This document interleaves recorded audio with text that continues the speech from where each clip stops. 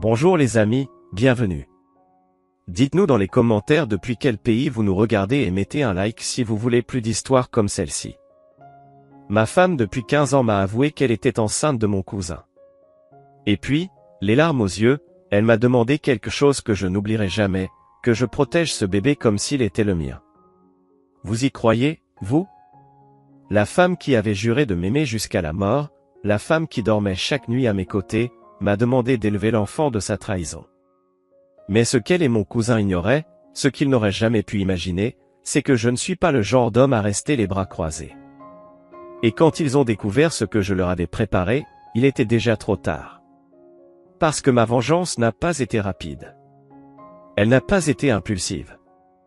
Elle a été méticuleuse, calculée et absolument dévastatrice.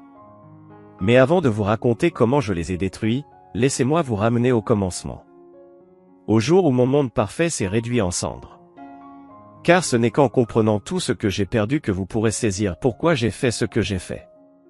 Et croyez-moi, chacun d'entre vous qui m'écoute en ce moment se serait posé exactement la même question que moi cette nuit-là. Jusqu'où iriez-vous pour faire payer une telle trahison? C'était un vendredi après-midi. Le 22 avril. Un jour que je ne pourrai jamais effacer de ma mémoire. Je venais de signer le contrat le plus important de toute ma carrière d'architecte. 3 années de travail acharné, de présentations interminables, de nuits blanches, avaient enfin porté leurs fruits. Un complexe résidentiel de luxe estimé à 80 millions de dollars. Mon nom allait faire la une des magazines d'architecture. C'était le rêve que je poursuivais depuis mes 20 ans. Je rentrais chez moi avec une bouteille de champagne Moët et Chandon sur le siège passager et un bouquet de roses rouges sur la banquette arrière. Les préférés de Laura. Je m'imaginais déjà fêter cela jusqu'à l'aube, comme nous l'avions toujours fait à chaque victoire. Comme nous l'avions fait pendant 15 années de mariage. Je m'appelle Sébastien Montoya. J'ai 42 ans. Et à cet instant précis, je croyais avoir tout ce qu'un homme pouvait désirer. Une carrière brillante. Une maison que j'avais moi-même conçue, chaque fenêtre, chaque mur, chaque recoin pensé pour être parfait. Un Range Rover dans le garage. Des comptes bancaires bien garnis. Mais surtout, j'avais Laura. Ma femme. Ma partenaire. La femme aux yeux verts qui m'avait fait tomber amoureux à l'université, lorsque nous avions tous les deux 21 ans. La femme avec qui je n'avais pas seulement bâti une vie, mais un véritable empire. Car ensemble, nous avions fondé, Montoya et Associés, un cabinet d'architecture et de design d'intérieur qui générait des millions chaque année. Laura était magnifique. Pas une beauté superficielle qui s'efface avec le temps. Elle faisait partie de ces femmes qui s'embellissent avec les années, comme le vin. Grande, élégante, avec ses cheveux châtains tombant en ondulations parfaites sur ses épaules. Intelligente, diplômée en design d'intérieur et titulaire d'un master en gestion de projet. Elle était mon égale en tout. Du moins, c'est ce que je croyais. Nous avions voyagé ensemble à travers l'Europe, étudiant l'architecture gothique à Barcelone, la Renaissance à Florence, le modernisme à Paris. Nous avions des albums entiers de photos de nous deux devant la Sagrada Familia, nous embrassant sur le pont de Trévi, levant nos verres de Prosecco sur une terrasse romaine au coucher du soleil. Mais il y avait une chose que nous n'avions pas encore. Des enfants. Et ce n'était pas faute d'en vouloir, du moins de mon côté. Dieu sait combien de fois je lui avais demandé quand nous serions prêts. Bientôt, me répondait-elle toujours. Quand l'entreprise sera plus stable. Quand on aura terminé le projet de la côte. Quand on aura plus de temps. Il y avait toujours une excuse. Toujours une raison d'attendre. Et moi, comme l'idiot amoureux que j'étais, j'acceptais chacune de ces justifications. Je pensais que je l'aimais suffisamment pour attendre toute une vie s'il le fallait. Quelle ironie, n'est-ce pas? Il s'avère qu'elle voulait bel et bien un enfant. Simplement pas avec moi. Matteo. Mon cousin. 3 ans de moins que moi. L'homme que j'avais élevé comme un frère après la mort de ses parents dans ce terrible accident, il y a 10 ans. Il n'avait que 27 ans à l'époque. Brisé. Perdu. Sans direction. Je l'avais recueilli. Je lui avais offert un poste d'ingénieur en structure dans mon entreprise. Je lui avais appris tout ce que je savais. Je l'avais invité à chaque dîner de famille, chaque célébration, chaque moment important de ma vie. Et il m'a rendu ma générosité en couchant avec ma femme. Pendant 6 mois. Dans ma propre maison. Dans mon propre lit. Quand je suis arrivé ce soir-là, toutes les lumières de la maison étaient allumées. J'ai garé le Range Rover et pris le champagne et les fleurs. J'avais un sourire immense. Je suis entré en sifflotant. Laura. Mon amour, je suis rentré. J'ai des nouvelles incroyables. Ma voix résonna dans le hall de marbre. Mais aucune réponse. Laura, appelai-je à nouveau en avançant vers le salon. Et c'est là que je l'ai vue. Assise sur notre canapé en cuir italien gris. Le même canapé sur lequel nous nous étions embrassés pour la première fois après avoir emménagé ici. Le même où nous avions rêvé de notre avenir, un verre de vin à la main, les dimanches soirs. Mais quelque chose n'allait pas. Vraiment pas. Son visage était pâle comme la cire. Ses yeux gonflés et rouges. Des larmes ruisselaient sur ses joues, détruisant son maquillage impeccablement appliqué. Elle serrait un mouchoir froissé entre ses mains tremblantes. J'ai laissé tomber les fleurs et le champagne. La bouteille a roulé sur le parquet sans que je m'en soucie. Qu'est-ce qui se passe? Tu vas bien? C'est ta mère? Il est arrivé quelque chose. Les questions jaillissaient de ma bouche comme des balles de mitrailleuse. J'ai couru vers elle, mon esprit imaginant déjà le pire. Un accident. Une maladie. Quelque chose d'horrible. Je me suis agenouillé devant elle et j'ai pris ses mains. Elles étaient glacées. Parle-moi, s'il te plaît. Tu me fais peur. Mon cœur battait si fort que je pouvais l'entendre résonner dans mes oreilles. Laura a levé les yeux. Et dans ses yeux verts, ces yeux que j'avais aimés pendant 15 ans, j'ai vu quelque chose que je n'avais jamais vu auparavant. La peur. La culpabilité. Le désespoir. Sébastien, murmura-t-elle, comme si mon nom lui brûlait la gorge. Je dois te dire quelque chose. Et ça va te détruire. Mais je ne peux plus te mentir. Le temps s'est figé. Je jure que chaque seconde s'étirait comme une éternité. Qu'est-ce que c'est? Demandai-je, alors qu'une partie de moi ne voulait déjà plus connaître la réponse. Une partie de moi voulait se lever, quitter cette maison et ne jamais revenir. Mais je suis resté là, à genoux, comme un condamné attendant sa sentence. Laura inspira profondément. Les larmes continuaient de couler. Je suis enceinte, dit-elle enfin. Pendant un instant magnifique et stupide, mon cœur se remplit de joie. Je pensais que toute cette attente en avait valu la peine. Je pensais que nous allions enfin devenir parents. Je pensais que c'était le jour le plus parfait de ma vie. Le contrat à plusieurs millions et un bébé en route. Je me jetai vers elle pour la serrer dans mes bras. C'est incroyable. Laura, on va être parents. Enfin. Mais elle se recula. Littéralement. Comme si mon contact la brûlait. Et là, je l'ai su. Mon Dieu, là, je l'ai su. Ce n'est pas le tien, murmura-t-elle. Ces 3 mots. 3 mots simples qui ont anéanti 15 ans de ma vie en une seconde. Qu'est-ce que tu as dit? Ma voix sonnait étrange. Lointaine. Comme si elle appartenait à quelqu'un d'autre. Le bébé que j'attends n'est pas le tien, Sébastien. Elle l'a répété plus fort. Plus clairement. Comme si le dire à nouveau pouvait rendre la chose plus facile à accepter. Ce ne fut pas le cas. Je me suis levé. Mes jambes tremblaient, mais elles me soutinrent tant bien que mal. Explique-toi. C'était tout ce que je pouvais dire. Laura essuya ses larmes du revers de la main. J'ai une liaison. Depuis 6 mois. Et je suis tombée enceinte. 6 mois. Un demi-année de mensonges. Un demi-année à m'embrasser chaque matin avant que je parte travailler, tout en planifiant de coucher avec un autre homme. Un demi-année à me dire « je t'aime » en me trahissant. Avec qui? Les mots sortirent comme un grognement. Dis-moi avec qui, Laura. Dis-le-moi maintenant. Elle ferma les yeux. De nouvelles larmes apparurent. Et lorsqu'elle ouvrit la bouche et prononça ce nom, lorsqu'une seule parole franchit ses lèvres, j'eus l'impression qu'on me tirait une balle en pleine poitrine. Matteo. Le monde cessa de tourner. Matteo. Mon cousin Matteo. J'avais besoin d'une confirmation. Besoin d'être sûr que j'avais bien entendu. Que ce n'était pas un cauchemar dont je pouvais encore me réveiller. Oui, acquiesça-t-elle.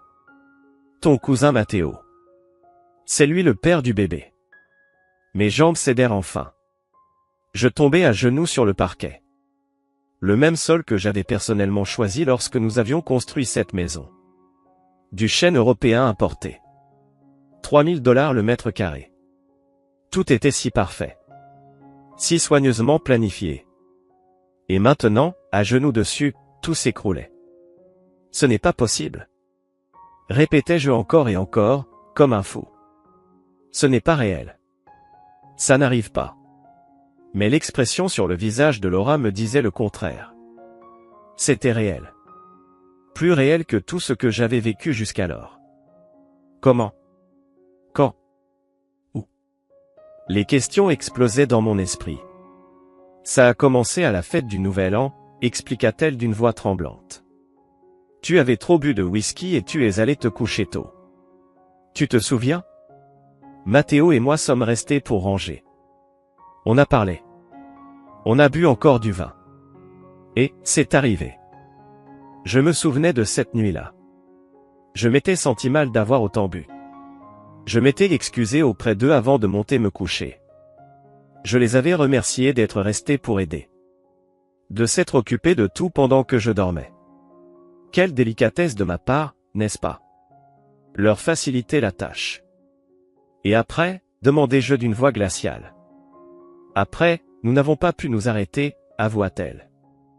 Nous nous voyions quand tu étais au travail. Quand tu partais en voyage d'affaires. Parfois ici. Parfois dans son appartement. Sébastien, je n'ai jamais voulu que cela arrive. Mais c'est simplement arrivé. Arrivé. Comme s'il s'agissait d'un accident. Comme si trébucher et tomber dans les bras de mon cousin pouvait être une chose qui arrive par hasard. Je me levai en titubant. J'avais besoin de m'éloigner d'elle. J'avais besoin d'air. Je marchai jusqu'à la cuisine. J'ouvris le réfrigérateur et sortis une bouteille d'eau. Je bus directement au goulot. Ma gorge était sèche comme le désert. Et maintenant, demandai-je en revenant. Pourquoi me le dire? Pourquoi ne pas avoir continué à me mentir comme tu l'as fait pendant 6 mois? Parce que je ne peux pas avorter, dit Laura. Et voilà. La véritable raison. J'en suis à 3 mois. Et moi, je veux garder ce bébé, Sébastien. Je la regardais comme si elle était une parfaite étrangère. Parce qu'à cet instant précis, c'est ce qu'elle était. Ce n'était pas la femme que j'avais épousée. Ce n'était pas la femme que je connaissais. Tu veux garder ce bébé, répétai-je lentement. Le bébé de mon cousin.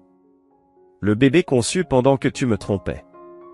Oui, acquiesça-t-elle. Et j'ai besoin de te demander quelque chose. Ça y était. Je pouvais le lire dans ses yeux. J'ai besoin que tu m'aides à protéger ce bébé. Que tu fasses comme s'il était le tien. Le silence qui suivit fut assourdissant. Je la fixai pendant ce qui me sembla une éternité. Espérant qu'elle éclate de rire. Que tout cela soit une plaisanterie. Une sorte d'épreuve tordue. Mais non. Elle était sérieuse. Totalement sérieuse. Tu me demandes de faire semblant d'être le père? Ma voix monta d'un cran. Tu me demandes d'élever l'enfant de mon cousin comme s'il était le mien? Après tout ce que tu m'as fait? S'il te plaît, supplia-t-elle. Matteo ne doit pas le savoir. S'il l'apprend, il voudra s'impliquer. Et je ne veux pas gâcher sa vie. Je ne veux pas non plus ruiner la tienne davantage que je ne l'ai déjà fait. Nous pouvons avancer. Nous pouvons oublier tout ça. Ce bébé sera le nôtre. Personne n'a besoin de connaître la vérité. Cette femme avait réellement perdu la raison. Elle pensait pouvoir me trahir de la pire façon possible et que j'accepterais simplement d'élever la preuve vivante de son infidélité. Pars, dis-je finalement. Pars de cette maison, maintenant. Laura se leva. Sébastien, s'il te plaît, on peut en parler. Pas, hurlai-je avec une rage dont je ne me croyais pas capable. Sors de chez moi avant que je fasse quelque chose que je regretterai. Elle recula, terrifiée. Elle ne m'avait jamais vu ainsi. Car en 15 ans de vie commune, je ne lui avais jamais crié dessus. Je n'avais jamais perdu le contrôle. Mais là, c'était différent. C'était la guerre. Laura attrapa son sac et ses clés. Elle se dirigea vers la porte. Avant de sortir, elle se retourna une dernière fois. « Je suis tellement désolée, dit-elle d'une voix brisée. Je sais que ça ne signifie plus rien maintenant, mais je suis désolée. Et je t'aime. Je t'ai toujours aimé. Si c'est ça, l'amour, répondis-je avec du venin dans la voix, je préfère la haine. La porte se referma derrière elle. Et je restai seul. Dans la maison que j'avais construite pour nous. Entouré des souvenirs d'une vie qui venait de mourir. Je me dirigeai vers le bar et sortis une bouteille de whisky. Je ne pris même pas la peine de chercher un verre. Je bus directement à la bouteille. Mais tandis que le liquide me brûlait la gorge, tandis que les larmes commençaient enfin à couler sur mes joues, autre chose naissait en moi. Ce n'était pas seulement de la douleur. Ce n'était pas seulement de la colère. C'était autre chose. Quelque chose de plus froid. De plus calculé.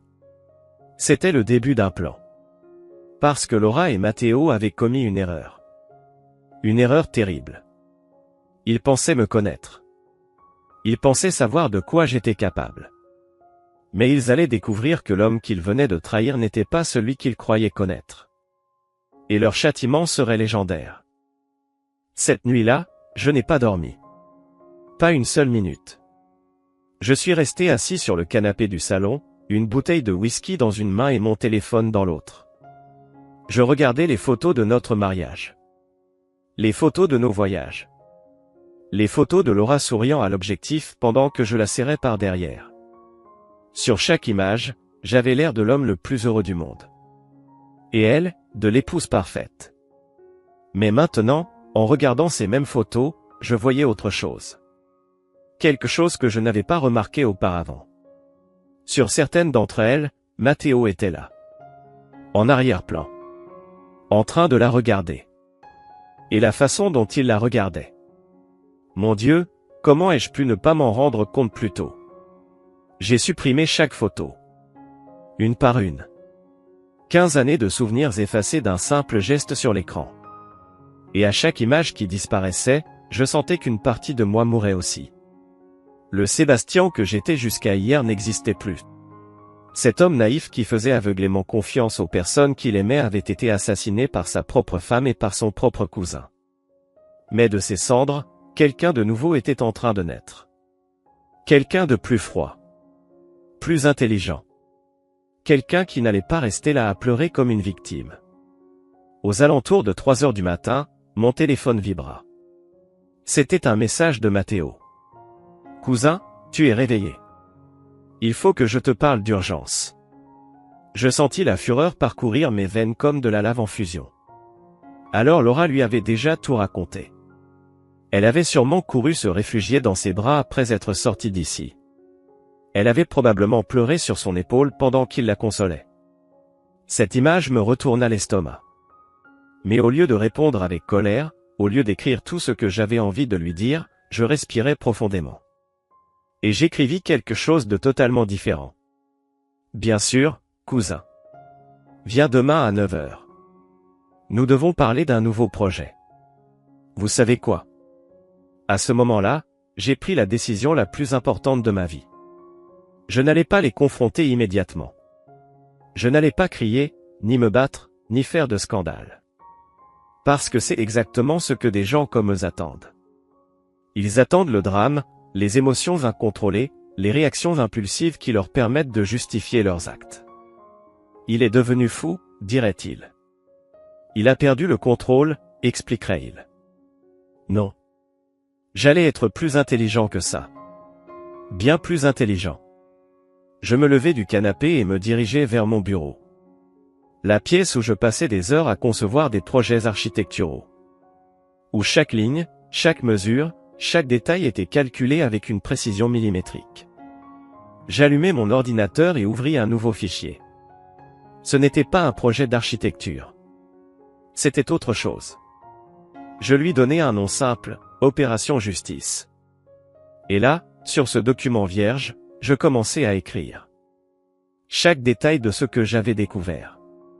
Chaque mensonge qu'il m'avait raconté. Chaque moment où Matteo avait été dans ma maison, à travailler tard, alors qu'il était probablement en train de coucher avec ma femme à l'étage. Mais je n'ai pas seulement écrit sur le passé. J'ai aussi commencé à planifier l'avenir. Leur avenir. Et croyez-moi, il ne serait pas beau à voir. J'ouvris un nouveau dossier sur mon ordinateur et commençai à rassembler des informations. Des contrats. Des documents financiers. Des registres de l'entreprise. Tout ce dont je pourrais avoir besoin.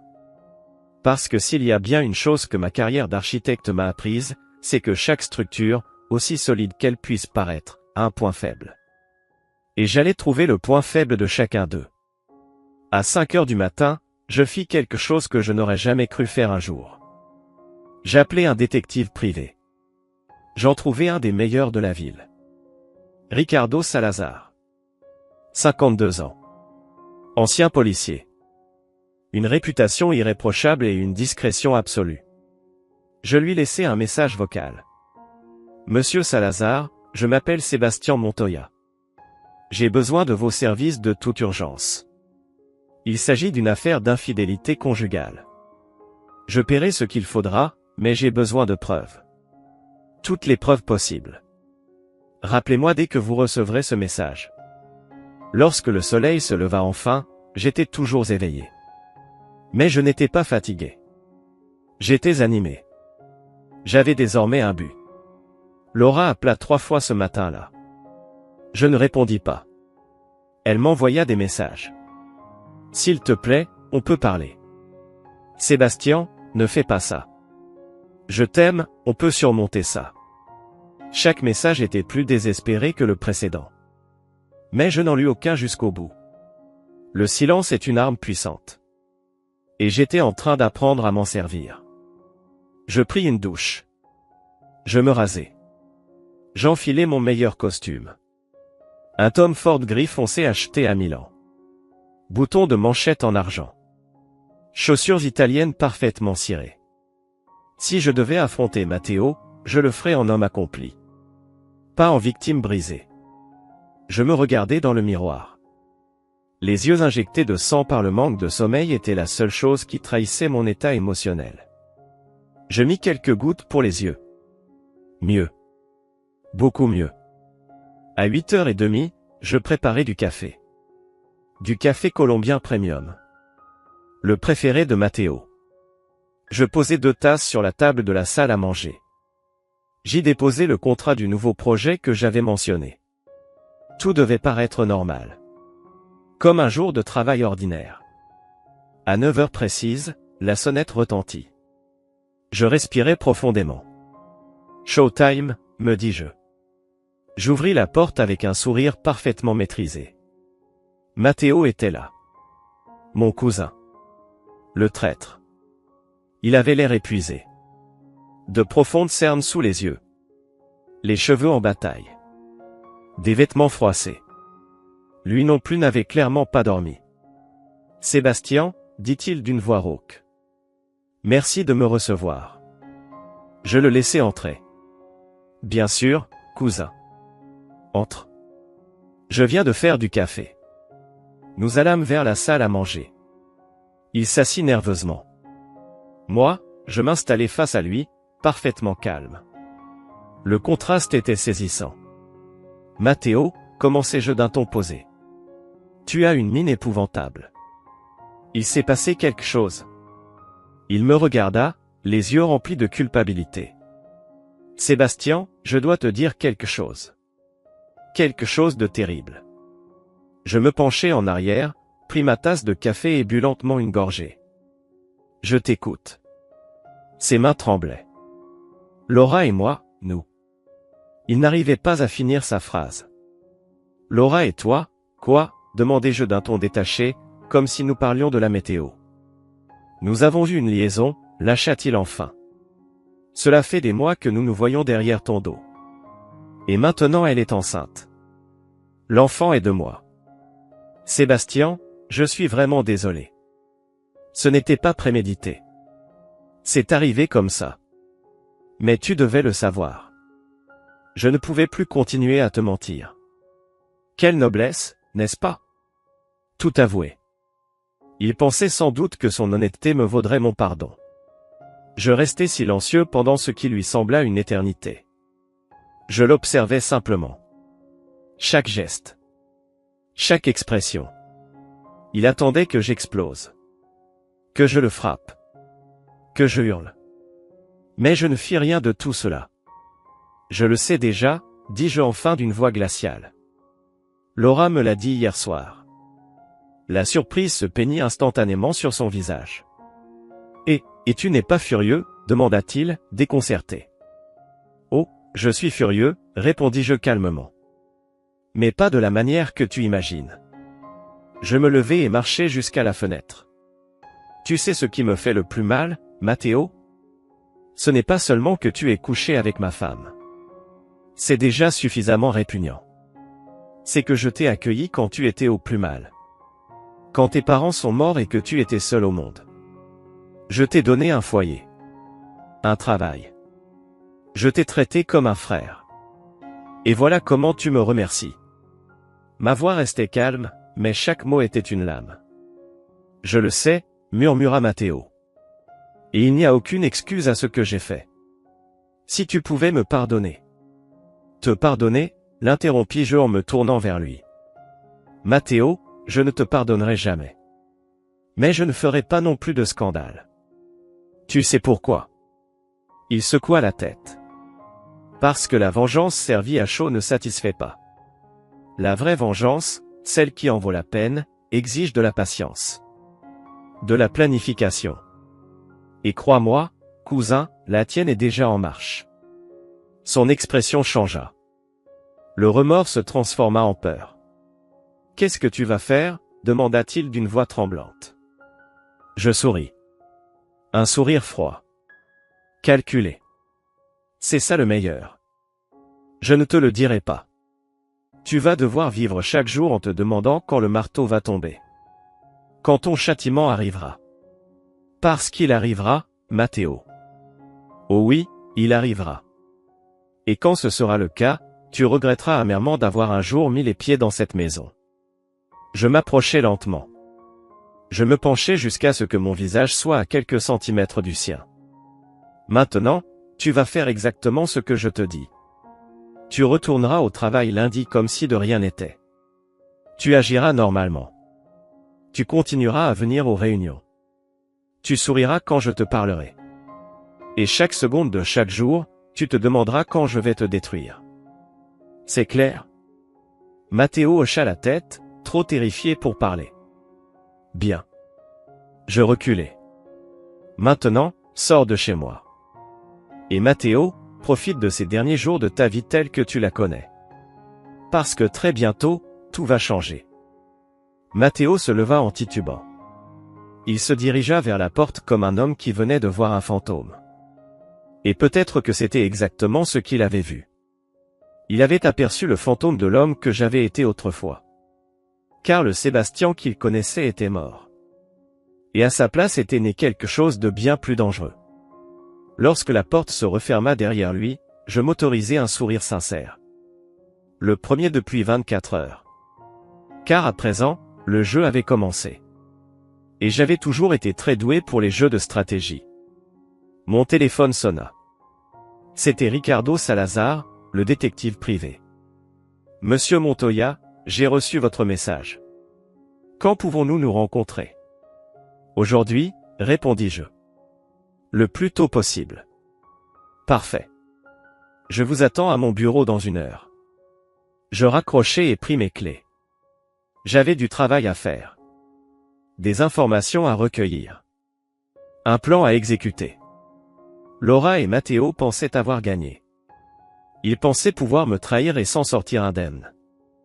Mais ils allaient apprendre la leçon la plus douloureuse de leur existence. Car lorsque vous détruisez un homme qui a tout perdu, vous libérez quelqu'un qui n'a plus rien à perdre. Et je venais de tout perdre. Ce qui signifiait qu'eux aussi allaient tout perdre. Très bientôt.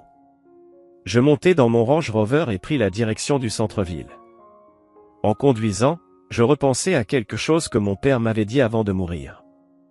Mon fils, la différence entre un architecte et un simple constructeur est simple. Le constructeur fait vite. L'architecte, lui, planifie chaque détail pour que son œuvre dure éternellement. Et moi, j'étais un architecte. Je n'allais pas me précipiter. Je n'allais pas commettre d'erreur.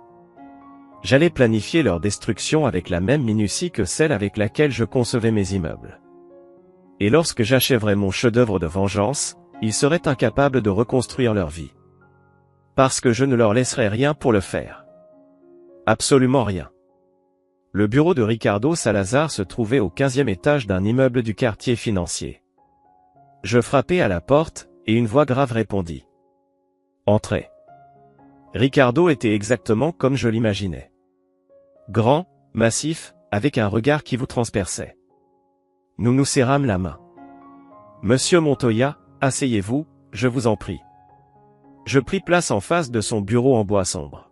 « J'ai besoin que vous me racontiez tout, » dit-il en sortant un carnet. Et c'est ce que je fis. Je lui parlais de Laura. De Matteo. De la grossesse. De tout. Ricardo écoutait attentivement, prenant des notes. Quand j'eus terminé, il leva les yeux. « Que souhaitez-vous exactement de moi ?»« J'ai besoin de preuves, répondis-je. Photographies, vidéos, enregistrements, messages. Tout. Je veux documenter chacune de leurs rencontres. Savoir où ils se voient, quand, et ce qu'ils font. Je veux un dossier complet de leur liaison. » Ricardo hocha la tête. « C'est faisable. » Autre chose ? Oui, dis-je en me penchant en avant. Je veux que vous enquêtiez sur les finances de mon cousin. Compte bancaire, investissement, dette. Tout. Et la même chose pour Laura. Compris, répondit-il en griffonnant encore.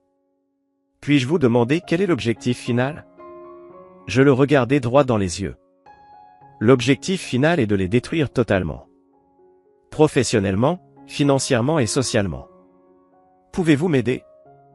Ricardo esquissa un léger sourire. Monsieur Montoya, cela fait 30 ans que je fais ce métier. J'ai tout vu. Vous n'êtes pas le premier à venir ici chercher vengeance. Mais il y a quelque chose de différent chez vous. Quelque chose dans votre regard.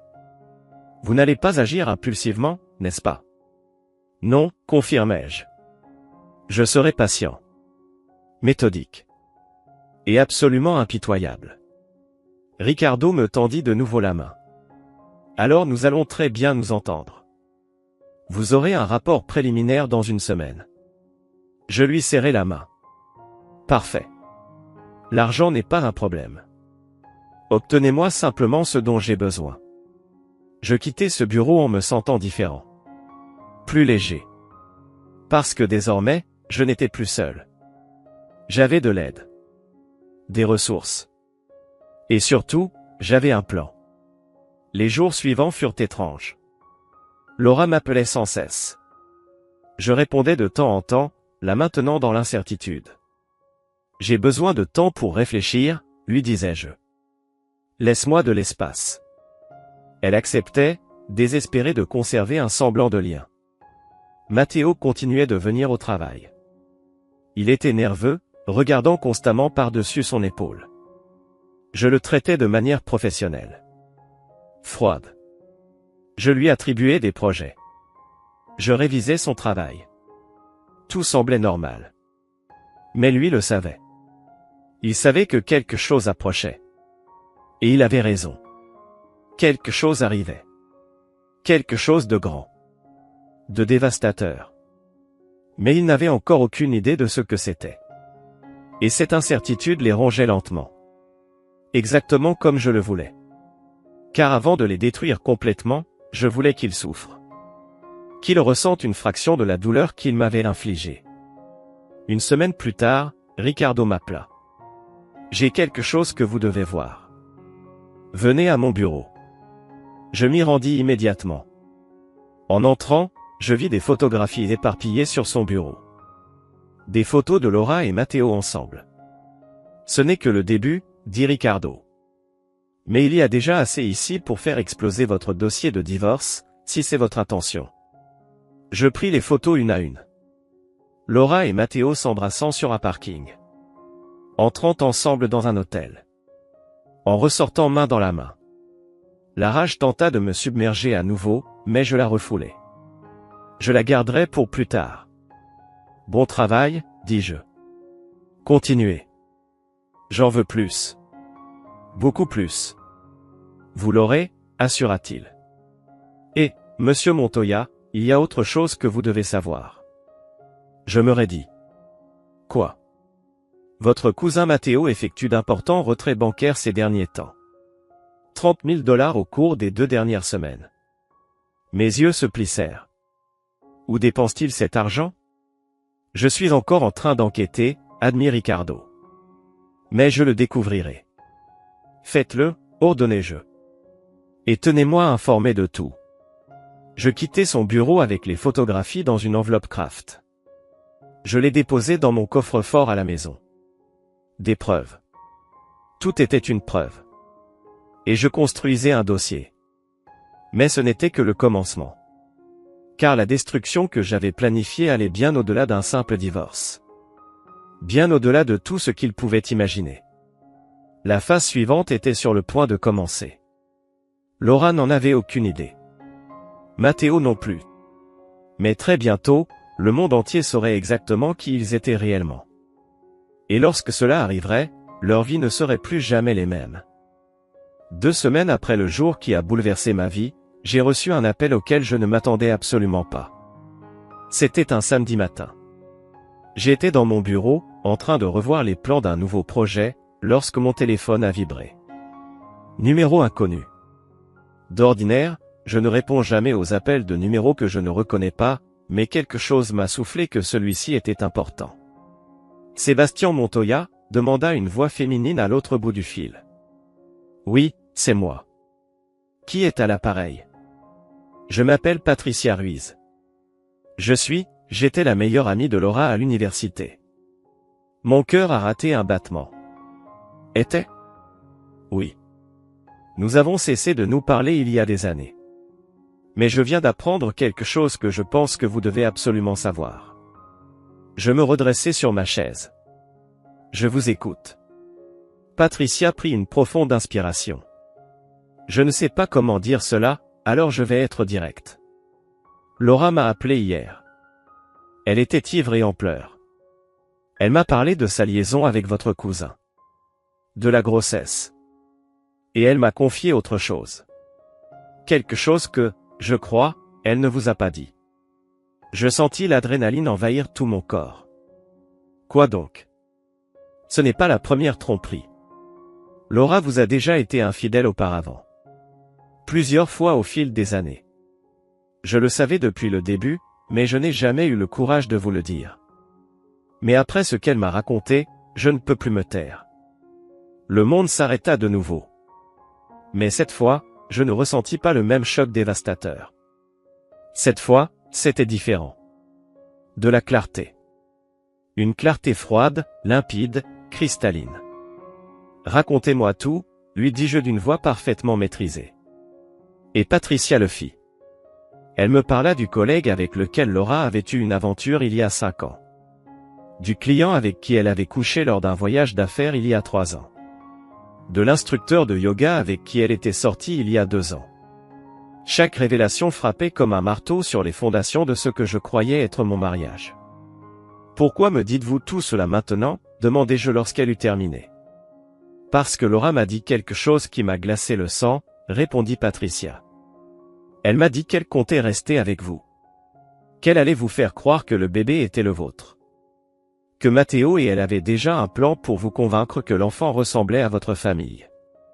Et que, si tout se passait bien, ils pourraient continuer à se voir dans votre dos pendant que vous élèveriez leur enfant. Les dernières pièces du puzzle s'emboîtèrent enfin. Laura n'avait jamais eu l'intention de me quitter. Elle n'avait jamais ressenti de véritable remords. Elle ne me l'avait avoué que parce qu'elle avait besoin d'une explication lorsque sa grossesse deviendrait évidente. Patricia, dis-je lentement, seriez-vous prête à témoigner? À faire une déclaration officielle? Il y eut un silence. Oui. J'aurais dû le faire il y a des années. Je suis vraiment désolé, Sébastien. Vraiment. Ne vous excusez pas, répondis-je. Vous venez de me donner l'arme la plus puissante que je pouvais espérer. Je vais vous mettre en contact avec mon avocat. Préparez-vous à lui parler. Nous avons raccroché, et je suis resté à fixer l'écran de mon téléphone. Alors il y avait encore plus. Beaucoup plus. Laura n'était pas seulement une épouse infidèle. C'était une menteuse compulsive. Une manipulatrice hors pair. Et moi, j'avais été son idiot pendant 15 ans. Je composais le numéro de Ricardo Salazar. Ricardo, j'ai besoin que tu enquêtes sur le passé de Laura. En profondeur. Je veux connaître chaque homme avec qui elle a été. Chaque endroit où elle est allée. Chaque mensonge qu'elle a raconté. Absolument tout. Que s'est-il passé? Demanda-t-il, intrigué. Je viens de découvrir que cela va bien au-delà de Matteo. Et j'ai besoin de preuves pour tout. Compris. Je m'en occupe immédiatement. Puis j'appelai mon avocat. Fernando Castellano. Le meilleur avocat spécialisé en divorce de la ville. Implacable, brillant, avec un palmarès parfait dans les affaires d'infidélité. Fernando, j'ai besoin de te voir aujourd'hui. C'est urgent. 1 heure plus tard, j'étais dans son bureau sur l'avenida principale. Fernando avait 50 ans, les cheveux argentés impeccablement coiffés et un costume qui coûtait probablement plus cher que la voiture de la plupart des gens. Sébastien, me salua-t-il en me serrant la main fermement. Ton appel avait l'air sérieux. Il l'est. Je m'assis en face de son immense bureau en acajou. J'ai besoin de divorcer de ma femme. Et j'ai besoin de la détruire dans le processus. Fernando sortit un carnet. Raconte-moi tout. Et je le fis. Chaque détail. Laura. Matteo. La grossesse. Patricia. Les liaisons passées. Tout. Quand j'eus terminé, Fernando se pencha en arrière sur sa chaise avec un sourire satisfait. Sébastien, c'est une affaire de rêve pour un avocat en divorce.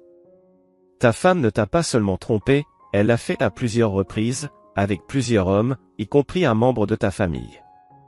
Elle est enceinte d'un autre homme et voulait te tromper pour te faire croire que l'enfant était le tien.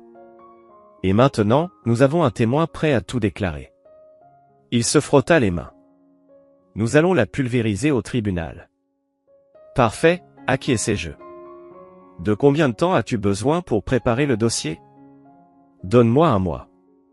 Je veux que chaque document, chaque preuve, chaque témoignage soit parfaitement organisé. Quand nous déposerons la plainte, je veux qu'elle n'ait aucune chance de se défendre. Parfait. Je me levai. Une dernière chose, Fernando. J'ai besoin que tout cela reste strictement confidentiel jusqu'à ce que nous soyons prêts. Je ne veux pas que Laura ou Matteo sachent ce qui les attend. Bien entendu. Discrétion absolue. Je sortis de ce bureau en me sentant plus puissant que jamais. Les pièces se mettaient en mouvement. L'échiquier se préparait. Et j'étais sur le point de porter les chèques et maths de leur vie. Mais il restait encore du travail. Car détruire Laura légalement n'était qu'une partie du plan. Matteo devait aussi payer. Et son châtiment serait différent. Plus personnel. Plus dévastateur. Ce soir-là, je rentrais chez moi et passais en revue tous les dossiers de l'entreprise. Matteo travaillait pour moi depuis 10 ans. Il avait accès à des informations confidentielles. Aux comptes clients. À des projets privés. Je commençais à chercher des irrégularités. Et je n'eus pas à chercher longtemps. Je découvris des retraits non autorisés sur le compte opérationnel de l'entreprise. De petites sommes. 5 000 ici, 3 000 là. Au cours des 2 dernières années, Matteo avait volé près de $100 000.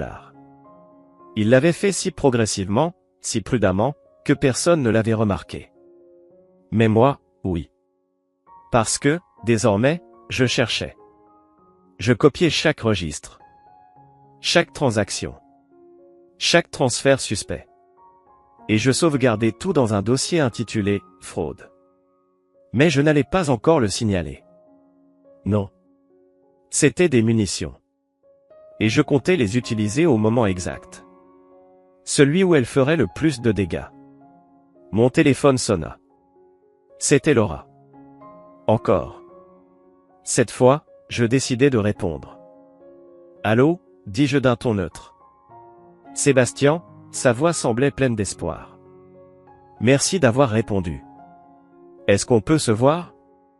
J'ai besoin de te parler. »« D'accord, » répondis-je.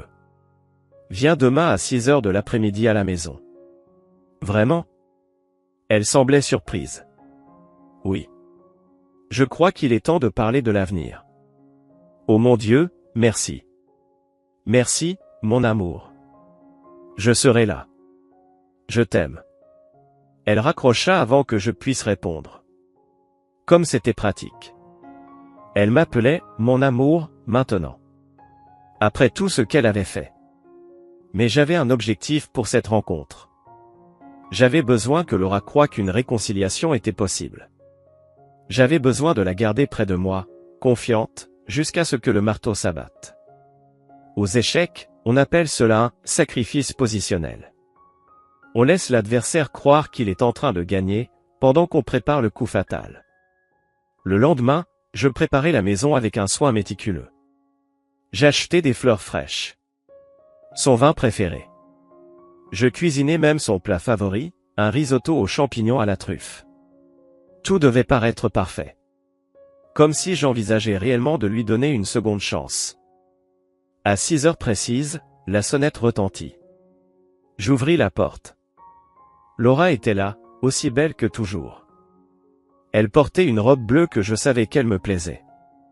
Son maquillage était soigneusement appliqué. Ses cheveux retombaient en vagues parfaites sur ses épaules. « Bonjour », dit-elle timidement. « Bonjour, entre. » Je la laissai entrer. Ses yeux s'illuminèrent lorsqu'elle vit les fleurs. Puis lorsqu'elle sentit la nourriture.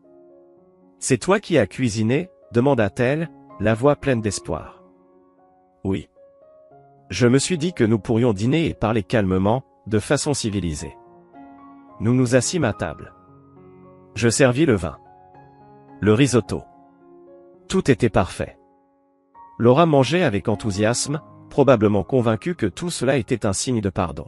« Sébastien, » commença-t-elle après le premier plat, « tu ne peux pas imaginer ce que cela signifie pour moi. Je pensais que tu ne voudrais plus jamais me revoir. » J'ai eu le temps de réfléchir, mentis-je doucement. Et j'en suis arrivé à certaines conclusions. Quelles conclusions ? Elle se pencha vers moi, pleine d'espoir. Que peut-être pourrions-nous trouver un moyen de surmonter tout ça. Si tu mets réellement fin à tout avec Matteo. Si tu t'engages à faire fonctionner notre couple. Les yeux de Laura se remplirent de larmes. Oui. Oui, bien sûr. J'ai déjà tout terminé avec Matteo. Je lui ai dit que c'était une erreur. Que je t'aime, toi. Que je veux que ça marche. Quelle menteuse incroyablement talentueuse elle était. Et le bébé ? demandai-je en prenant une gorgée de vin. Le bébé ? Laura baissa le regard. J'avais pensé, enfin, si tu étais d'accord, nous pourrions l'élever ensemble. Comme s'il était le nôtre. Voilà. Son véritable plan. Exactement comme Patricia l'avait prédit. Tu veux que j'élève l'enfant de Matteo comme s'il était le mien ? demandai-je en gardant une voix neutre. Je sais que c'est beaucoup demandé, admit-elle. Mais beaucoup de gens le font. Et personne n'a besoin de connaître la vérité. Nous pouvons recommencer à zéro. Une famille. Toi, moi et le bébé. Je m'adossai à ma chaise, l'observant attentivement. C'était impressionnant. Elle croyait sincèrement que cela pouvait fonctionner. Laisse-moi y réfléchir, dis-je finalement. C'est une décision importante. Bien sûr, acquiesça-t-elle rapidement.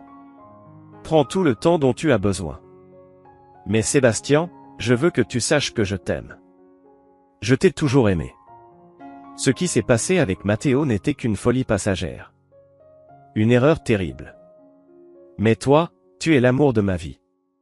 Chaque mot était comme du poison s'échappant de sa bouche. Pourtant, je conservais une expression neutre. Je comprends. Restons en contact. Parlons-en davantage dans les semaines à venir. Laura se leva et s'approcha de moi. Elle tenta de m'embrasser. Je tournai la tête au dernier instant. Ses lèvres effleurèrent ma joue.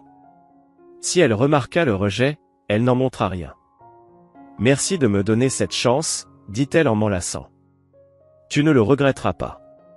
Je l'accompagnai jusqu'à la porte.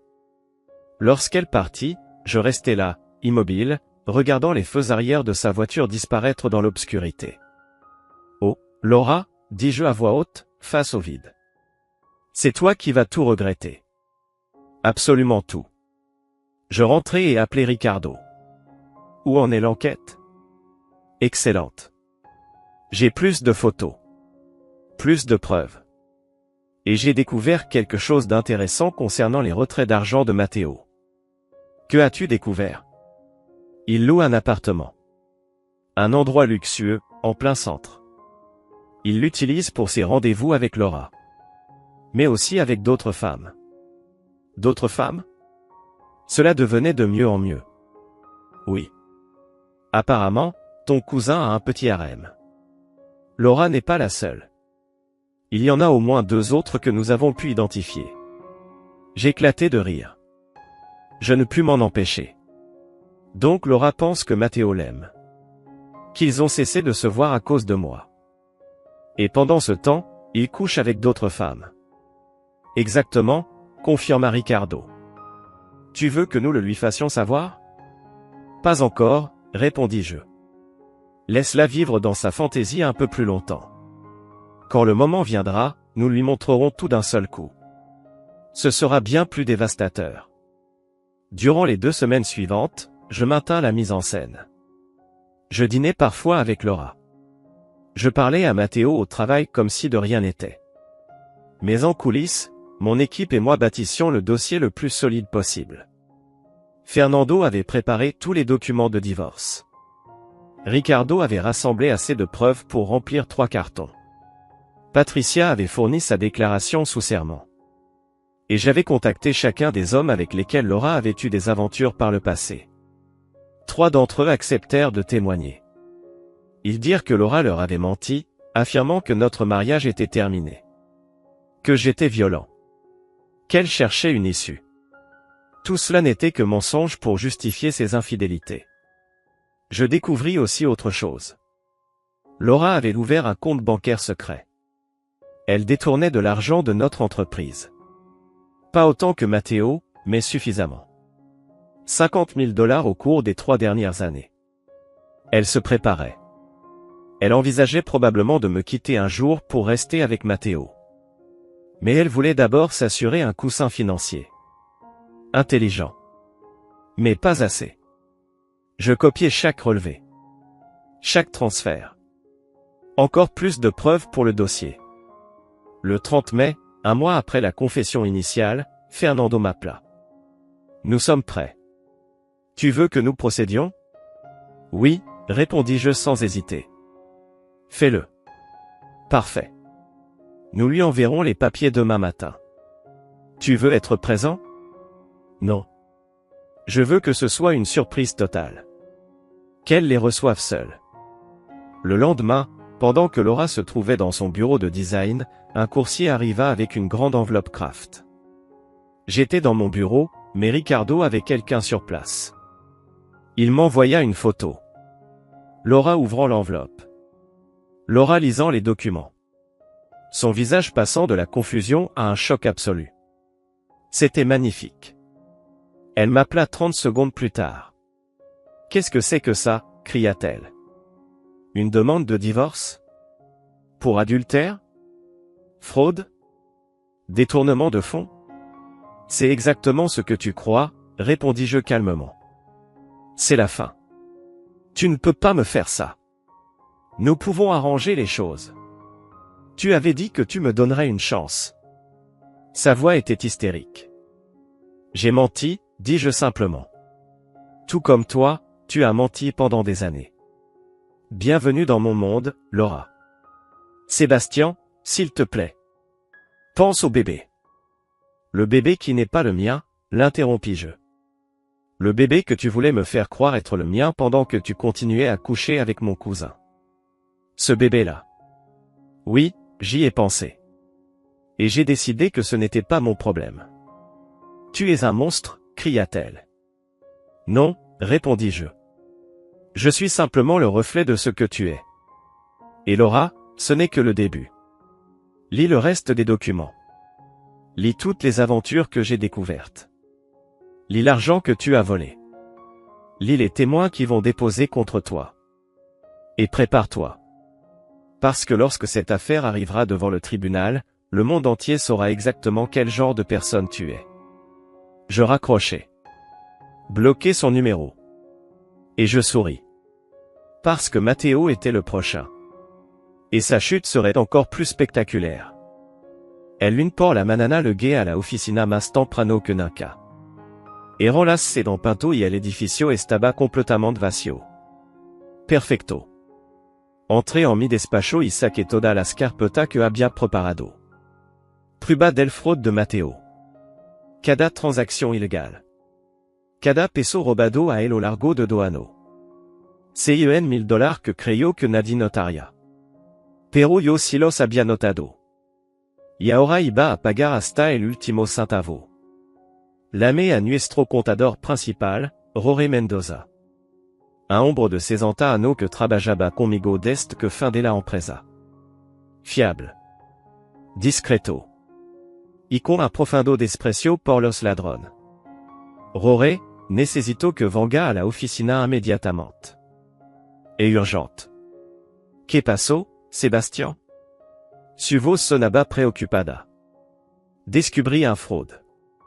Grande. Y necesito tu ayuda para documentarlo oficialmente. Voix para alla. 30 minutos después, Rory estaba sentado frente a mi escritorio. Le mostré todo. Los registró. Las transferencias. Los retiro no autorizado. Su rostro se enrojeció de ira mientras revisaba cada documento. Estillo de puta murmuró. Le vadoano robandot. Lo se la senti.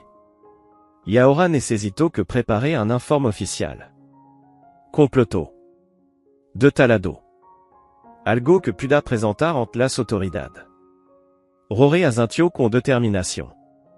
Lo tendré listo para manana. Bien. Y Rory, esto debe mantenerse en absoluto secreto. Nadie puede saber que estamos investigando. Especialmente Matteo. Por supuesto. Puede confiar en mí. Cuando Rory se fut, me recosté en la silla. La siguiente parte del plan era crucial. Necesitaba que Matteo se sintiera seguro. Que creera que todo seguía normal. Así que ese día lo traté exactamente como siempre. Le asigné proyecto. Revisé su trabajo. Incluso almorzamos junto. Durante toda la comida, Matteo estaba nervioso. Las manos le temblaban. Apenas probó su plato. Está bien, primo? Pregunté con falsa preocupación. Sí, solo, ¿has hablado con Laura últimamente? Su voz vacilaba. S'il respondí con naturalidad.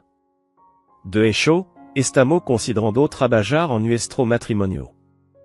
Los ojos de Matteo se abrieron de par en par. ¿Qué? ¿En serio? Sí. Creo que el perdón es importante. ¿No te parece? Lo miré fijamente a los ojos. Matteo tragó saliva con dificultad. Yo, supongo que sí. Bien. Me alegra que estemos de acuerdo. El resto del almuerzo transcurrió en un silencio incómodo. Podía ver los engranajes girando en su cabeza. Probablemente preguntando si Laura le había contado algo sobre mi supuesta disposición a perdonar. Proguintendos si un teniant un futuro ginto. Proguintendos quando iba a explotar su mundo. Et esa tarde recibi una lamada de Fernando. Sebastián, Tango Noticia. Laura contrató a un abogado. Gerardo Riva. Murray. Riva? El mismo Riva que perdió su último 5 caso contrati. El mismo, confirmó Fernando, satisfecho. Claramente no investigó bien. O no pudo conseguir a nadie mejor. Perfecto. Eso es nuestro trabajo un más fácil. E algo más continuó. Riva ya está intentando negociar. Quiere un acuerdo extrajudicial. ¿Qué tipo de acuerdo? Quiere que divida los activos 50 y 50. Que le pague una pension conjugale. Y que reconozca legalmente al bébé como tuyo. La audacia era impresionante. Dile que se veía al infierno, respondí con frialdad. Dile que no habrá ningún acuerdo. Que esto irá a juicio. Y que cuando termine, Laura no tendrá nada. Con gusto, dijo Fernando, entusiasmado. El juicio está programado dentro de 2 meses. Tenemos tiempo de sobra para prepararnos. 2 meses. 60 días para que Laura y Mateo vivirán en el infierno de la incertidumbre. 60 días para construir un caso aún más sólido. 60 días para que sufrirán. Al día siguiente, Rory me entregó el informe sobre el fraude de Mateo. Era perfecto. Detalado hasta el último centavo. Imposible de refutar. Gracias, Rory. Excelente trabajo. ¿Qué va a hacer ahora? Preguntó.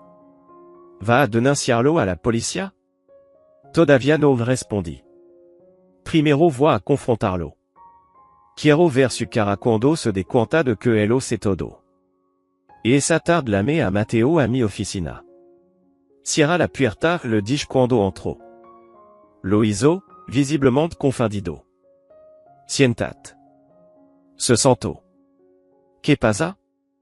Mateo, commencé despacio, et algo que quiera decirme. Algo que debería saber? Palideció. ¿De qué habla? Aparte de acostarte con mi esposa, continué, ¿y alguna otra cosa que haya hecho que debería saber? Su mano empezaron a temblar. No sé de qué habla. Délicé el informe de Rory por el escritorio hacia él. Liesto. Mateo lo tomó con mano temblorosa. A medida que leía, el color desaparecía por completo de su rostro. Se volvió blanco como un fantasma. Sebastián, yo puedo explicarlo. ¿Explicar qué? Él lo interrumpí. ¿Cómo robaste $100,000 de la empresa? ¿Cómo traicionaste mi confianza no solo en lo personal, sino también en lo profesional? ¿Cómo era un ladrón además de un traidor? Necesitaba el dinero, balbuceó. ¿Para qué? Para el apartamento. Para impresionar a Laura. Para. Se detuvo, dando cuenta de que estaba cavando su propia tumba. Para mantener tu pequeño nido de amor terminé por él. Sí, él sé todo sobre el apartamento. Sé de las otra mujer con las que está. Sé que Laura es solo una de varias. Ella lo sabe, por cierto. Mateo guardó silencio. Eso pensé continué. ¿Sabe qué es lo más patético de todo esto, Mateo? No es solo que traicionaste al hombre que te crió. Y que ni siquiera ama a Laura. Para ti es solo otra conquista. Otro trofeo. Y ella está ahí fuera, embarazada de tu hijo, creyendo que tienen un futuro junto. Sebastián, por favor. Por favor, ¿qué? Me levanté. Que te perdone. Que olvide todo esto. No, Mateo. Esto se acaba ahora. Está despedido. Con efecto inmediato. No puede hacer eso, protestó. Tango contrato. Puedo demandarte. Murray. Demandarme? Con este informe de fraude en mi mano, de verdad quiere seguir por ese camino. Mateo se hundió en la silla. ¿Qué quiere de mí? Quiero que recoja tu cosa y salga de esta oficina. Ahora. Y quiero que sepa que esto es solo el comienzo. Voy a denunciar esta fraude a las autoridades. Será investigado. Probablemente acusado. Y con antecedente penal, no volverá a encontrar trabajo en un lugar respetable. Pero el dinero, dijo desesperado. Puedo devolverlo todo. Con interés. Es demasiado tarde para eso. Mateo se levantó tambaleando. Laura tenía razón sobre ti. Era monstruo. No respondí con calma. Sois simplement un hombre cansado de que lo tratan como a un idiota. Ahora sal de mi despacho. Tien 30 minutos para empacar antes de que la ma seguridad. Mateo salió como un zombie. Lo observé a través de las paredes de cristal mientras metía su pertenencia personal en una caja de cartón. Otro empleado miraba con curiosidad. Algunos susurraban. Al día siguiente, todo el edificio sabría que Mateo había sido despedido. Y pronto sabrían por qué. Cuando Mateo salió del edificio con su caja, llamé a mi asistente. María, envía un correo a todo el personal. Réunion générale mañana a las 9. ¿De qué se trata? Lo sabrán mañana. A la mañana siguiente, todo el equipo estaba reunido en la sala de conferencia. 30 empleados que habían trabajado conmigo durante años. Persona en las que confiaba. Buenos días a todo y comencé. Los he convocado para informar de algunos cambios importantes en la empresa. Como habrán notado, Mateo Montoya ya no trabaja aquí. Un murmullo recorrió la sala. La razón de su despido es simple. Durante los últimos 2 años, Mateo estuvo robando dinero de la empresa. $100,000 en total. Los murmullos se transformaron en explosión de shock. He denunciado esta fraude a las autoridades y cooperaremos plenamente con cualquier investigación. Y quiero que esto sirva como recordatorio, en esta empresa valoramos la honestidad y la integridad por encima de todo. No toleraremos ningún tipo de comportamiento fraudulento o deshonesto. Después de la reunión, varios empleados pasaron por mi despacho. Sebastián, no tenía ni idea, dijo Carlos, nuestro arquitecto principal. Mateo siempre parecía tan fiable. Por eso el fraude es tan efectivo, respondí. Los mejores mentirosos son aquellos en quien más confía. Et esa tarde, mi teléfono sonó. Era Mateo. No contesté. Llamó 5 veces más. Finalmente, me envió un mensaje. Por favor, no lo denuncie a la policía. Te devolveré cada centavo. Por favor, piensa en mi futuro. Su futuro. Qué ironía. Nunca pensó en el mío cuando se acostaba con mi esposa. Nunca pensó en mi futuro cuando robaba de mi empresa. Pero ahora que el suyo estaba en peligro, de repente le importaba. Respondí con un solo mensaje. Demasiado tarde. Ya lo denuncié. La respuesta llegó segundo después. Te va a arrepentir de esto. No lo creo, escribí. Y bloqué su número. Al día siguiente, 2 detectives de la unidad de fraude corporativo vinieron a mi oficina. Le entregué todo. El informe de errores. Los registros bancarios. Las transferencias. Todo perfectamente organizado y documentado. Esto es muy completo, señor Montoya, dijo uno de los detectives. No facilita mucho el trabajo. Je suis ravi de pouvoir aider, répondis-je. Combien de temps prendra la procédure? Avec des preuves comme celle-ci, nous pourrons probablement l'arrêter d'ici une semaine. Parfait. Après leur départ, je restais assis dans mon bureau, le regard perdu par la fenêtre. Les pièces du puzzle continuaient de s'assembler. Laura, détruite légalement. Mateo, anéanti professionnellement.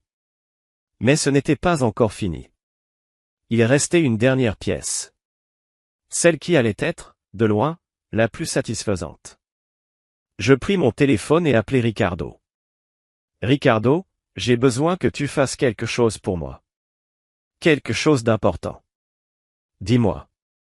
J'ai besoin que tu organises une rencontre. Une rencontre entre Laura et Matteo. Sans qu'il sache que c'est moi qui tire les ficelles. Pourquoi? Parce que je veux que Laura découvre les autres femmes. Je veux qu'elle voie qui est réellement Matteo.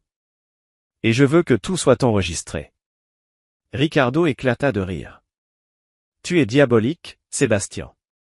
J'adore. Quand veux-tu que ça ait lieu? Le plus vite possible. Et assure-toi que l'enregistrement soit d'une qualité irréprochable. J'en aurai besoin pour le procès. Compris. Je m'en occupe. 3 jours plus tard, Ricardo m'appela. C'est fait. La rencontre est prévue pour demain soir. Dans l'appartement de Matteo. Comment as-tu réussi? J'ai envoyé un message à Laura depuis un numéro jetable, en me faisant passer pour Matteo. Je lui ai dit qu'il devait se voir d'urgence. Brillant. Et j'ai installé des caméras cachées dans tout l'appartement. Audio et vidéo. Tout sera enregistré. Parfait. Envoie-moi le lien en direct. Je veux voir ça en temps réel. Le lendemain soir, je m'installai dans mon bureau, un verre de whisky à la main, et j'ouvris le lien que Ricardo m'avait envoyé. L'écran montrait l'intérieur de l'appartement de Matteo. Il était là, mais pas seul. Une femme l'accompagnait. Jeune, blonde, magnifique. Ils s'embrassaient avec passion. Je jetai un coup d'œil à l'horloge. Laura ne devrait plus tarder. Et alors, pile à temps, la sonnette retentit. Matteo se sépara brusquement de la blonde en jurant. Merde, qui c'est? Je n'en sais rien, répondit la blonde. Tu attends quelqu'un? Matteo s'approcha de la porte et regarda par le Judas. Son visage devint livide. C'est Laura. Laura? Ton ex? Cache-toi dans la chambre. Vite. La blonde se précipita dans la chambre au moment où Matteo ouvrait la porte. Laura entra rapidement. Matteo, j'ai reçu ton message. Tu disais que c'était urgent. Qu'est-ce qui se passe? Matteo paraissait nerveux. Je ne t'ai envoyé aucun message. Laura sortit son téléphone. Si. Regarde. Matteo prit le téléphone et lut le message. Son visage pâlit encore davantage. Laura, je n'ai jamais envoyé ça. Alors qu'il a fait? À cet instant, la blonde sortit de la chambre. Matteo, qui était, oh. Elle s'arrêta net en voyant Laura. Le silence qui suivit fut assourdissant. Laura regarda la blonde. Puis Matteo. Puis de nouveau la blonde. Qui est-elle? Demanda-t-elle d'une voix dangereusement calme. Laura, je peux t'expliquer. Qui est-elle? Répéta-t-elle, plus fort. La blonde parla avant que Matteo ne puisse répondre. Je m'appelle Valentina. Je suis la petite amie de Matteo. Et toi, qui es-tu? Sa petite amie. Laura se tourna vers Matteo. Ta petite amie? Tu lui as dit que c'était ta petite amie? Valentina, s'il te plaît, pars, supplia Matteo. Non, intervint Laura. Elle reste. Je veux des réponses. Depuis quand êtes-vous ensemble? 6 mois, répondit Valentina en croisant les bras. 6 mois? Laura éclata d'un rire hystérique. Les mêmes 6 mois que ceux pendant lesquels toi et moi étions ensemble. Mon Dieu! Tu m'as dit que tu m'aimais. Tu m'as dit que tu voulais un avenir avec moi. Et je voulais? Menteur! Laura le gifla violemment. Espèce de putain de menteur! Depuis mon bureau, je souris. C'était encore mieux que ce que j'avais imaginé. Et puis Laura dit quelque chose qui élargit encore davantage mon sourire. Je suis enceinte de toi, imbécile. Enceinte. Et toi, tu es ici avec une autre? Valentina se tourna vers Matteo, les yeux brûlants de rage. Elle est enceinte? Tu l'as mise enceinte pendant que tu étais avec moi? Valentina, Mais elle attrapait déjà ses affaires. Va en enfer, Matteo. Vous pouvez tous les deux aller en enfer. Elle quitta l'appartement en claquant la porte. Laura et Matteo restèrent seuls. Et c'est là que la véritable dispute commença. Cris. Accusations. Larmes. Tout enregistré en haute définition. Quand tout fut terminé, quand Laura quitta enfin l'appartement en pleurant, j'appelai Ricardo. Tu as tout enregistré, n'est-ce pas? Chaque seconde. Parfait. Envoie tout à Fernando. Il va adorer ça. En raccrochant, je réalisai quelque chose. Ce n'était pas de la vengeance. C'était de la justice. Une justice pure et simple. 2 mois passèrent comme un tourbillon. 2 mois de préparation minutieuse, de collecte méthodique de preuves. Puis arriva enfin le jour du procès. Le jour où tout mon travail, toute ma patience et toute ma stratégie allaient être mis à l'épreuve. Je me réveillai à 5 heures du matin, pris une douche froide pour rester parfaitement lucide, puis enfilai mon meilleur costume, un Armani noir acheté spécialement pour ce moment. Aujourd'hui n'était pas un jour ordinaire. Aujourd'hui était le jour de ma victoire finale. J'arrivai au tribunal 1 heure à l'avance. Fernando était déjà là avec ses assistants et leurs cartons de documents. À 9 heures précises, nous entrâmes dans la salle. Laura était assise en face, aux côtés de son avocat. Elle avait l'air épuisée, amaigrie, le regard cerné. Sa grossesse était visible. Lorsque nos regards se croisèrent, je ne vis qu'une chose dans ses yeux, la peur. Le juge entra et donna la parole à Fernando. Pendant des heures, il démantela un à un tous les arguments de Laura. Les photos avec Matteo, les messages explicites, les enregistrements, les témoignages, chaque preuve s'abattait comme un coup de marteau. Puis vinrent les preuves de la fraude financière, l'argent détourné, les comptes secrets, les relevés bancaires. Même le juge sembla impressionné par l'ampleur du dossier. Laura tenta de se défendre en larmes, parlant d'amour et de son enfant à naître. Fernando l'interrompit calmement, l'enfant avait un père, Matteo Montoya, actuellement poursuivi pour fraude grâce à la plainte de mon client. Le juge conclut sans hésiter, le divorce fut prononcé en ma faveur, tous les biens m'attribués, aucune pension accordée, et restitution exigée. Le verdict était sans appel. L'affaire était close. Laura s'effondra. Elle avait tout perdu, son mariage, sa carrière, sa réputation, son avenir. Moi, je quittais le tribunal avec un sentiment que je n'avais pas ressenti depuis des mois, la paix. Peu après, j'appris que Matteo avait été arrêté et risquait plusieurs années de prison. Sa propre famille l'avait renié. Ce soir-là, je rentrais chez moi. Chez moi, désormais entièrement à moi. Un dîner simple, un verre de vin, et le coucher du soleil devant moi. 6 mois s'étaient écoulés depuis cette nuit d'avril. 6 mois de douleur, de stratégie, d'exécution parfaite. Et maintenant, tout était terminé. Mon entreprise prospérait comme jamais. De nouveaux contrats, une reconnaissance publique retrouvée. Et une surprise inattendue, Patricia m'avait recontacté, simplement pour dîner, comme amie. J'y découvris une femme honnête, intelligente, sincère. Je ne savais pas encore où cela mènerait, mais pour la première fois depuis longtemps, je ressentais de l'espoir. Un message arriva d'un numéro inconnu. Laura. Elle m'annonçait la naissance de son fils, qui ressemblait à Matteo. Je lus le message, puis l'effaçai sans répondre. Ce n'était plus mon problème. Ma vie avait continué. En regardant le ciel s'embraser au crépuscule, je compris une chose essentielle, la vengeance n'est pas de faire souffrir les autres, mais de reprendre sa dignité, son pouvoir, sa vie. Et c'est exactement ce que j'avais fait. Laura et Matteo payèrent le prix de leurs actes, non par cruauté, mais parce que la justice existe. Je levai mon verre. Au nouveau commencement. Car au final, la meilleure revanche n'est pas de détruire ceux qui t'ont trahi, mais de vivre si bien sans eux qu'ils réalisent ce qu'ils ont perdu. Et eux le savaient. Ils devraient vivre avec cette vérité pour le reste de leur vie. I just shot some cock. Oh, this card.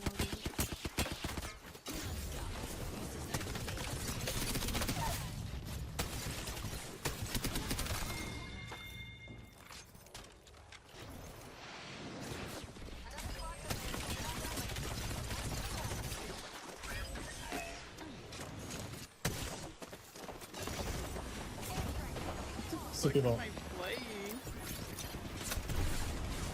Oh my Nice. Like, god. I just want. I fucking hate this game.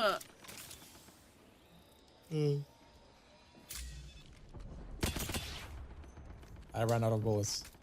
You know, I really miss Bang Babe.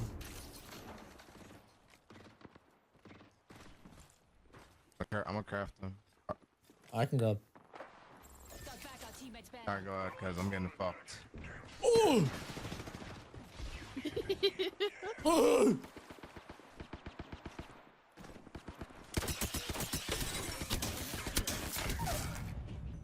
Like, she doesn't even look at you. What?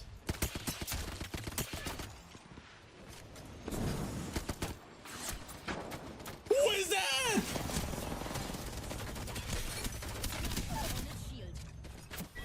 No. Like, what? I fucking Damn, hate bro, this your girl got game. 43 damage, bro. Kill yourself. Fucking Shut up, you talking dirty the whole game. horse. You don't Bye. even fucking What the talk while you're fuck? fighting, Fucking but you dirty can't wait to fucking fucking slut. talk. Whoa, whoa, whoa, whoa, whoa, whoa, whoa, whoa! What the fuck? Fucker. Why are you talking shit about her? You got 130 damage too. Oh my god, Literally cry watch you get about slid it. on and fucking. What do you mean Your cry girl's about a it? BBC whore. I'm not even black. What are you talking about? Yeah, I know. That's what I'm saying. She love BBC, nigga. All right, bro, for sure. Maybe you like BBC too, the way you be shooting. Nah, but I slang that shit, bitch. The way yeah, you talking. you're slaying nothing, bro. The only thing you slaying is your fucking mother, of course. Hey, yeah, okay. Get your hairline fixed, pussy. What? What'd you say? Bro, did I stutter? I said get your hairline fixed, pussy. What the fuck you mean get your hairline fixed? You know what I mean. And your bitch ugly. Fuck that bitch. She smell. He is so shit. He is so... Oh shit, we got you again. Maybe this time you got more than 130 damage.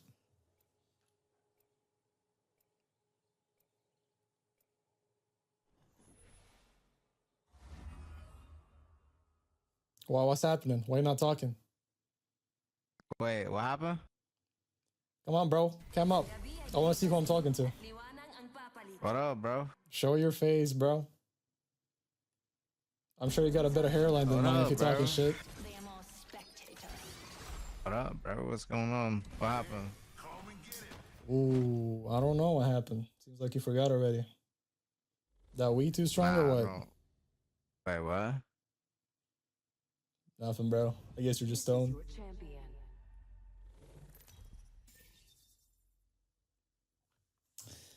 Oh my god. What are the odds? What are the odds we get this guy again?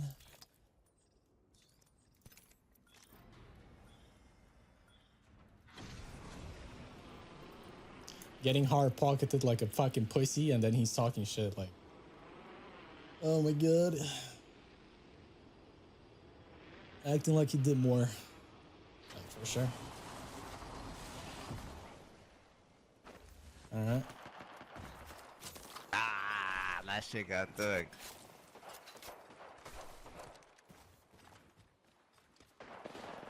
I'm sure you need that more. About to get in there.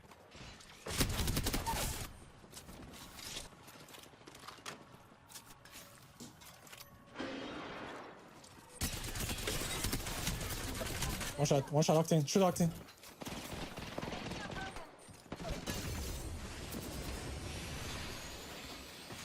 Nice bubble. What the fuck? Damn. Am I kidding? I got 14 bullets. I'm not going. Don't come shoot your gun. Your girl's over here carrying. Don't shoot your gun, bro. Don't shoot your gun. I know it's really hard to do. Don't shoot it. You have any holidays planned? Nah, not for now. Because I mean, I don't know. It's just gonna be like a tough period of time coming.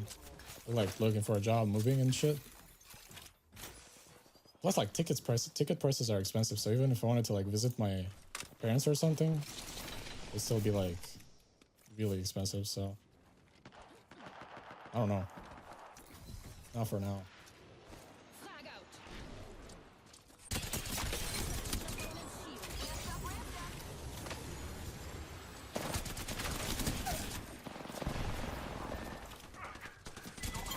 Yeah, he's just falling over. Smashed an opponent's shield. Fire, then. The whole squad is out. You gonna keep talking shit or what? You've been on your knees, bro. I mean, your fucking dumb bitch didn't give me a cue. I mean, sure, bro. Just keep talking shit about my girl, bro.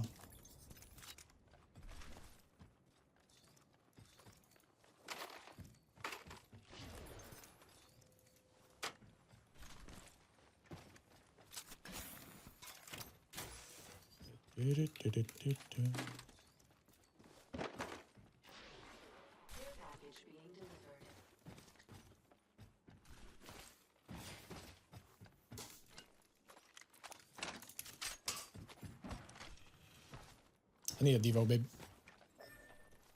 Care package there. A short hunt. Care package there. Oh shit. Wait, babe, how's the stretch res though? You liking it? Teammate's banner in my pocket. Are you looting his? I stole his amp. Are you rezzing him?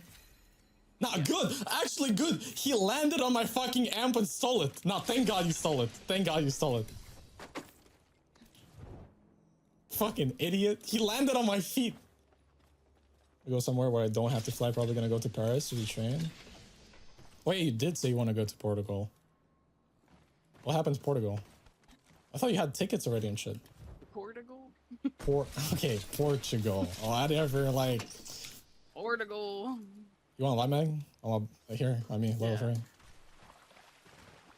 Not yet. Damn. Are you gonna I don't know. How long is the train to? Are you playing an A or a U? I'm playing an A. Key or Kai? My bad. Wait, it's Kai Ru, right? I'm just like, holy fuck! My English just went out the window. I don't risk my flight getting cancelled. Wait, flights are getting canceled now? I thought that just the prices are up. No? Everything, bro. Everything. Everything. It's not Kairu? Wait, so what? How do you spell that? I thought it's low cost. I thought it's just like low cost flights that are like getting canceled, like super low cost.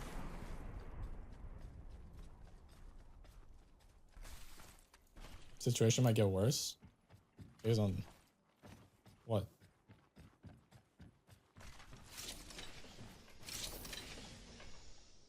Kiru? Okay. Where's the E though? Holy shit, what's good metal? Enemy sighted.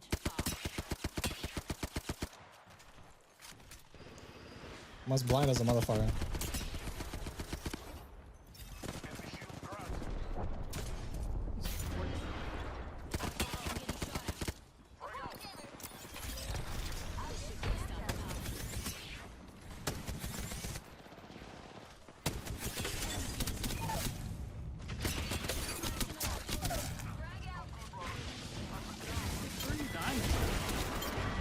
Oh, another team.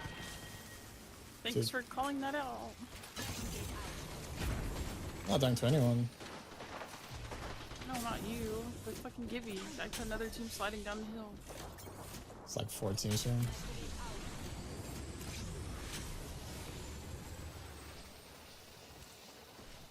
Holy shit, the people who play this game are just all on fucking drugs. Like, it's That's what so I'm saying. retarded. I have to play with fucking people who are products of incest. I'm so over it. Let's give them a jump.